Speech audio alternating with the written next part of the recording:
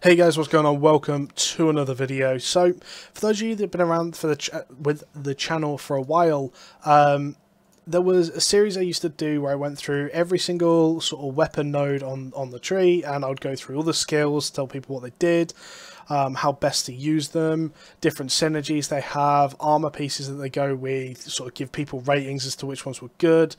And it was a really popular series, so I kind of want to rebuild something like that. I'm going to go through the sort of main roles, what's strong in the meta, what's weak in the meta, and what's potentially going to change in Joseph, and kind of if that will change anything. So I'm probably going to split them over two videos, like what's now and what's in Joseph.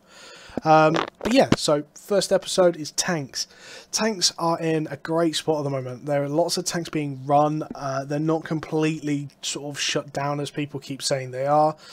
Tanks are a real integral part of most team comps. Not every team comp's running a tank, but tanks are in a real sort of weird position where every tank at the moment, their direct goal is just make a big engage. It's not so much about peeling or kiting off or anything like that. It's about going in, and that's the sort of weapons that are doing really well right now.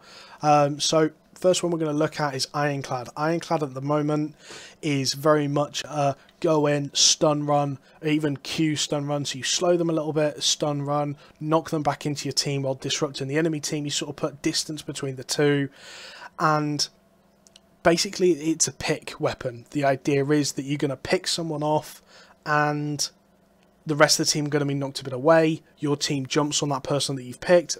Guarantee you're going to blow a defensive cooldown, something like that. The only thing I don't like about this weapon, a well-timed assassin boots will dodge roll straight through, and Hurricane will actually knock you towards your team, which isn't ideal, and it does have counterplay to it. However, if you get it right, it's a real strong weapon, actually.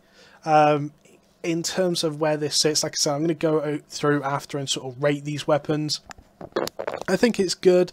I think it requires a very smart type of team comp. You kind of have to be very, very good with target focus, with potential kiting as well. The amount of disruption this puts out, you can kind of kite around. Definitely synergizes with something like a nature healer because it's very high mobility. But yeah, pretty strong. Good at making picks, not really the best at sort of the AoE wombo combo type thing. It really is something that's going to be like your, maybe your bow, question mark, but sort of broadsword. Basically anything that's going to do just single target damage. Carrion Caller works really well because you can build Q stacks, Heavy Smash, and a Morgana Raven to follow up when he starts running back to his team. But yeah, it's something that you want single target burst damage because you want to just do as much damage to that one person as possible. Moving on then, we've got the Soul Scythe. Now, Soul Scythe is a weird one. Tornado, and this is something that's been talked about getting changed in Joseph. Like I said, I'll talk about that in the other video. The damage on it actually isn't too bad. It's a 25-meter tornado that knocks people into the air that has a crazy scale with CC duration. So using this at the right time, you're going to knock someone up in the air for ages, and if they don't get knocked up in the air, they are slowed for a good chunk of time. This weapon has the ability to just, if you can land this on tier 3 people in something like a Hellgate or a GVG, your team should be able to follow up and do a lot of damage. Obviously, typically you're going to throw this in a line. That means they're roughly going to be in a line. Something like Wildfire Staff, Curse, Armor Pierce, all synergizes really well for that. Sweeping bolts from the heavy crossbow, because you're going to be firing in the same line as a tornado. It should hit the same amount of people, meaning you're able to just do a ridiculous amount of damage really easily. Not the easiest weapon to hit, and obviously it is a hell artifact, so it's pretty hard to sustain. You're probably still going to be running stun run as well, just for that sort of disruption. I have seen people run heavy cleave where you knock people up and then use the heavy cleave. Does a good amount of damage. Obviously you're typically going to be in plate with Soul Scythe. Does a good amount of damage even still in plate. However, I would probably still go with stun run. It's just more disruption. Get that onto a healer during a crucial moment. That's actually going to be a big play. But yeah, so Soul Scythe, Ironclad, kind of completely opposite weapons. Ironclad's built for one person. Soul Scythe, if it hits just one person, it's probably going to be pretty irrelevant. However, if you hit it on 3, 4, maybe even 5 people, it's going to work really well and you're going to do work with it. We're going to talk about like items, armor items later on that stuff synergizes with, so don't worry, we will get to that. Hammers. Now hammers, I don't know, there's probably two right now that I would say is viable. So Great Hammer is the first one. I'm actually going to go down because I want to see the other abilities. So you got that tackle. Tackle stuns them for a good amount of time. You can pair this with something like the Hunter Shoes. It's on a shortish cooldown, 15 seconds, isn't the longest. Typically tanks also run Omelette. 11 meter range, you're just going to stun people loads. And if you hit a good tackle, obviously, again, we're going to start seeing things like Morgana Ravens, Sweeping Bolts, Armor Pierce, anything that's going to be able to hit people in a line. You're going to be able to just hit everyone because they're all tackled together, and that's going to do big damage onto people. Obviously, and that's the whole point of Great Hammer. Great Hammer's probably my favourite tank at the moment. I would rate this as the #1 tanking weapon. You have a good tank that knows how to hit his tackles, knows when to go in with his tackles. They last for a good length of time onto clothies. Leather's kind of a bit iffy. Obviously, plate doesn't really last for very long at all. We're going to talk a bit more about sort of tanks in the meta as well a little bit later on. But yeah, so I would probably rate this as my favourite weapon at the moment. Has the slow on the Q, which actually is quite nice. You can sort of rotate through. You can slow definitely at least 2 people just permanently. 3 if you're very, very smart and you can sort of stay in range of people. Looking at the W abilities, you've got Knockout. Knockout requires a lot of team coordination. It is not to be underestimated at all. And you definitely see it when you have a good team that plays around a Great Hammer. Having that Knockout on the right person that just doesn't get interrupted with damage is huge. And honestly, if you get it right, it's a massive ability to use. However, like I said, 1 bit of damage, 1 missed armor pierce, 1 demonic field, anything, and that really locks them down into that area, and that's a hard thing. Obviously, it's a wasted ability then. Geyser, pretty hard ability to use as well. 10-second cooldown, 30 energy cost, so you're going to burn through energy using this. However, you can knock your players away, you can knock the enemies into the air, so it's a peel, a potential like follow-up engage. You can tackle into geysers and keep them CC'd for a little while, or like I said, you can knock your players away if they're being tunneled. So I think there's a lot of play around Geyser, probably a very high skill capability. If you get it right though, I imagine this is a powerhouse of an ability in itself. Slowing charge, don't really rate. It's not bad. I think it's better in stuff like Zerg v Zerg open world, because you can just slow everything on the way. But yeah, I don't think it's very good. And Heavy Cleave, no tank should be running this in Hellgates. It's just Geyser and Black Knockout are just so much better. The other weapon, probably a little surprise to people, is Hammer. I actually saw someone running Hammer with Delayed Teleport or Blink boots, I can't remember which boots he was using now, with the Leering Cane. And the idea here is he sort of blinked in, got a stun around everything, followed it up with a Geyser after, because obviously Geyser, the CC is increased with CC duration, so you were able to knock someone up for a good length of time. And it's only a 15-second cooldown. Tackle has that sort of forward engage, means it's easier to land. However, if you land this Earth Shatter, it's still going to do a lot of work. And again, like I said, you can do some stuff with it. I think Great Hammer's just a better version of it, unfortunately. But still, it's viable if that's something that you were wanting to run. Like I said, Leering Cane is probably the weapon, the offhand of choice to go with it, just for the increased CC duration. And Mace. So at the moment you've got sort of Heavy Mace, which is the typical tank weapon. It's the one a lot of people go default back to. Got that Snare Charge. Snare Charge is huge. You hit it, great. However, obviously with the nurse that we saw at the end of beta into release, Snare Charge is actually a really hard ability to hit now. And it takes a certain talent to actually hit people with it consistently. If you hit people and obviously snare them together, it's almost as good as a snare as a tackle from the Great Hammer, because you're still going to lock them in place. 15-second cooldown, 11 meter radius, 20 energy cost. It's a great ability to use. But like I said, it takes a big talent to actually hit people with it. Looking at the Q ability, Defensive Slam. If you land it onto... Let's actually have a look at like T7. If you land that onto people, it's only 22 armor and magic resist. That's a third of an armor pierce, but that's still something. However, it's such a short radius that it's actually not great. I would like to see this ability reworked into something a bit more like, once you've attacked with this ability, you have 5 seconds of an aura that gives 22 armor and magic resist, so that you could kind of use it on someone and then go and stand with your healer, or like your backline, or whoever's getting focused and stuff like that, so you can kind of give, I don't know, a little bit more active mitigation rather than just if it lands on them, it lands on them, but it's pretty unlikely. Stalling Slam, people really underestimate this. I think maces are going to be huge next patch for this ability, just because of how healers are getting stumped over with like their energy costs. You land this on people and they're really going to struggle for energy, just massively. And then obviously you have obviously Battle Howl on the heavy mace, silences all enemies, so a silence, removes all positive status effects, so it's a purge and a silence. That is huge. Heavy mace is a direct counter to nature, and it doesn't really affect Holy too much. Holy typically can run, like obviously he's running cleanse on the helmet, can purge off the Battle Howl. And just because so many people are running Mercenary Helmet at the moment, it kind of kills off Heavy Mace a little bit. However, it's still a good weapon. I would rate it as the second best at the moment, second to Great Hammer. It's still viable, and like I said, if you hit them snare charges, it's probably as good as, if not better. The other weapon is actually Mace. Silence and Strike is actually crazy, and people really underestimate it. You still have that snare charge ability.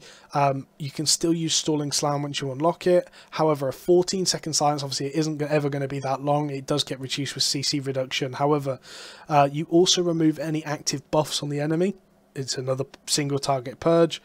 And a huge long silence. So you get this right with like a Hunter Shoes or something like that, and a Leering Cane. You can do work with the one-handed mace, and people really underestimate how much you silence with that. So definitely one to look out for. That's probably all of the tank weapons. I'm just going to sort of throw an honorary mention to Glaive. People are probably going to be annoyed and be like, Glaive is a DPS weapon, and I get it, it is. However, Glaive can kind of fill that tank role in a 5v5 comp because of Fling. You make that pick, and it kind of... So think about what Ironclad does. Ironclad gets that stun run on someone, knocks them back into their team. Fling gets that sort of fling onto someone, pulls them back into his team. Doesn't have the same amount of CC to go with it, and I would say if you're going to use it in that tank role, know that it is a hybrid more than a pure tank. But as a tank, it's actually filling that sort of hybrid role, it's really not bad, and you get the fling onto someone, it's going to do a bit of work. In terms of like headpieces and things like that, at the moment I have to say my number... in fairness, actually, before we go into that, in terms of weapons, my number 1 weapon at the moment, Great Hammer. Number 2, Heavy Mace. Number 3, Ironclad. Number 4, One-Handed Mace. I would 100% say if you're going for pure tank, that is my order.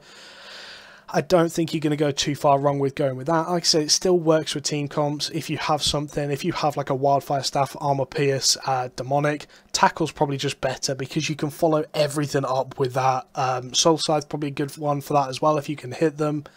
But yeah, so like it does still work with team comps. However, just a general rule, they're probably my top 4 tanks right now. In terms of headpieces, Hellion Hood has to be the best. So the combinations I've seen: Snare Charge into Sticky Potion, Smoke Bomb, Tackle into Sticky Potion, Smoke Bomb. The idea is you lock them, you stun them, which allows you to set the combo up. Then you slow them into the Sticky Bomb, Sticky Bomb, probably the right word for it. You slow them into the Sticky and the Smoke Bomb, silences them, and does a lot of work actually. I would probably say this is the best tank in helmet right now. Second to that, I would have to say Demon Helmet. If you're running with the one-handed mace, I would probably run Demon Helmet over Hellion, just because you can actually silence someone for like 25 seconds, which is just insane. But yeah, you can probably silence someone for a good 20-25 seconds on a clothy with Demon Helmet and a one-handed mace, so I would probably go with Demon Helmet over that. In terms of other things, potential choices: Knight Helmet, get displacement immunity with things like Ironclad being so big right now, having crowd control resistance as well. I would say Knight Helmet, if you can use it right, like I said, it's a pretty short radius and you have to cast it on your allies to be next to them. You have to be next to them to cast it onto them. So I would say it's a pretty high skill cap one. Other than that, Royal Helmet, I would say this is a real weak choice. I really don't like it. Some people like it. You can sort of do the snare charge into the Ballista Sportfire from the Royal Helmet, the stun. But a lot of people are going to like dodge roll out of it or just walk out of it at the end of the snare. It takes too long to land that I honestly just don't think it's a particularly viable choice. Just my opinion personally. The other option I've kind of been looking at and using is Stalker Hood. Actually, typically tanks are on the front line. You can fill the Mortal Agony role of reducing their resistances under 50% health with the tank. Again, it's not as viable as the other options, but it does give your tank a little bit more damage as well. It's actually surprising how much damage a tank can do if he sits on a target and just Q spams. And like I said, you get them below 50% health, you're going to do a little bit more damage as the tank, which is whatever, but you're also going to reduce their resistances, and you're typically frontline enough that you can do that. With how tanks are getting focused right now, the other option I would like to say is Guardian Armor. Typically, you're not too worried about your tank doing damage, you're not healing, but it is a 60% damage reduction, obviously damage taken reduction, which can help in those sticky situations where a tank's getting focused with like all the armor pierces and the poison pot coming out. So maybe this is an option if you're struggling a little bit with getting focused. In terms of chest pieces, only real two viable options in my opinion. Actually three. First one first, Knight Armor.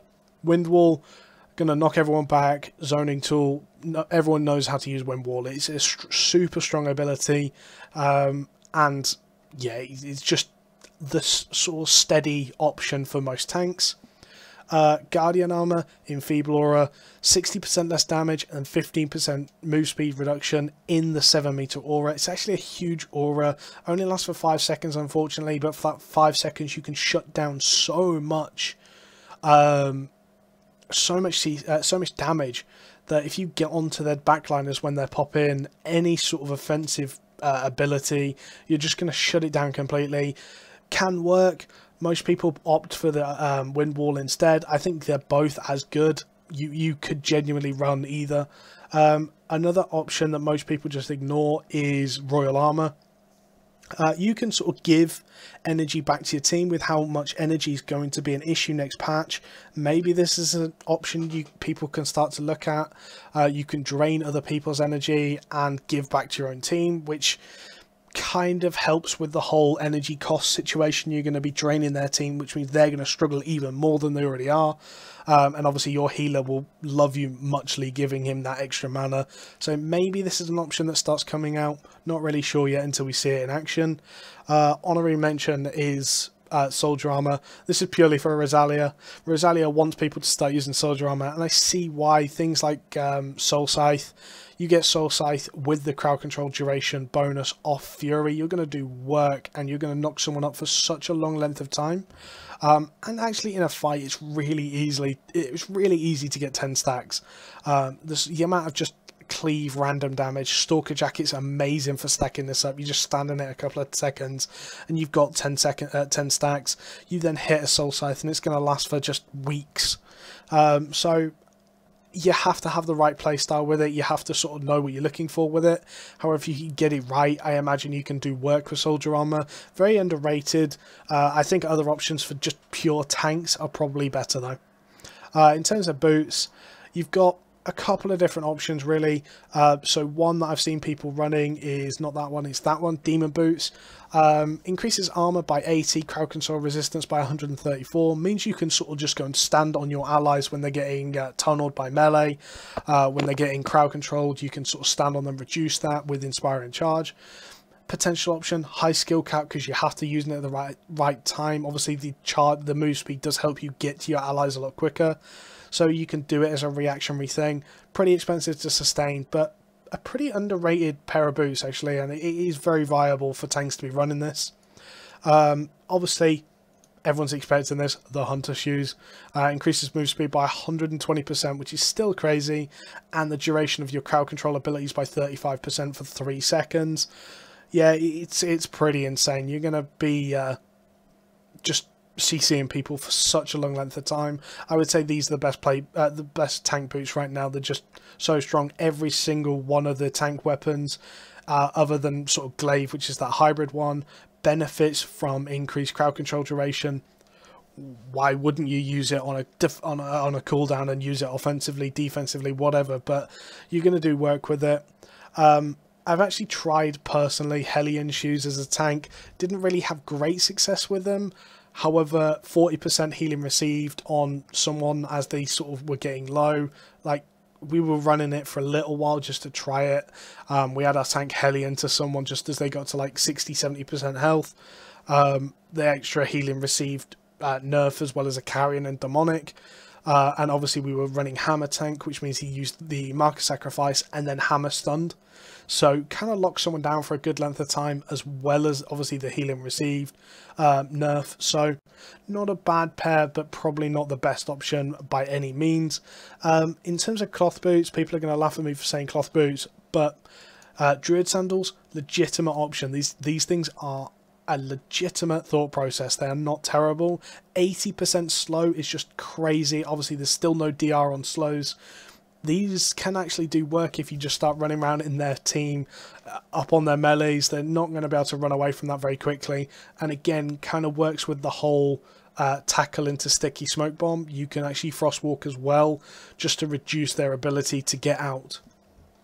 Other options, certain weapons, and I'm not going to say very many weapons, however certain weapons kind of benefit from delayed teleport. You can teleport in and make plays from that, and it's such a sort of non-choreographed thing that maybe you can pull it off. It's not going to be easy though, and they're probably not the best pair of boots.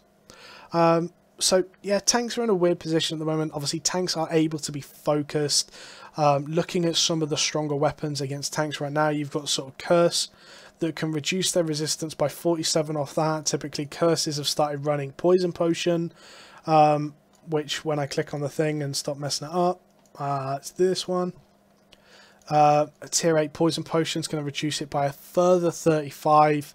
You start looking at like Carrying Caller, wherever Carrying Caller is, another 45. Like, you can shred a tank's resistances by just a huge amount right now. And typically, because they don't use defensives for themselves, they use sort of utility stuff, they're actually pretty weak targets and good to focus. So tanks are in a weird spot. They're good and typically very heavy engage. I think that's kind of where tanks are at. They're there for the engage, and you kind of win or lose a fight very quickly off that. But yeah, tanks are in a weird spot in that they can just insta-die if they get out of position. So guys, I've just realised how long this video is. I do apologise for that. Hope you guys enjoyed. If you like it, please let me know, and I'll follow on doing the other things, like the counterpart to this for the Joseph patch as to what potentially is going to change. And then obviously the healer, melee DPS, range DPS, and so on. So like I said, guys, if you like it, give us a subscribe. Trying to work towards 3K. It's my goal now. So yeah, thanks for watching, guys, and catch you later. Goodbye.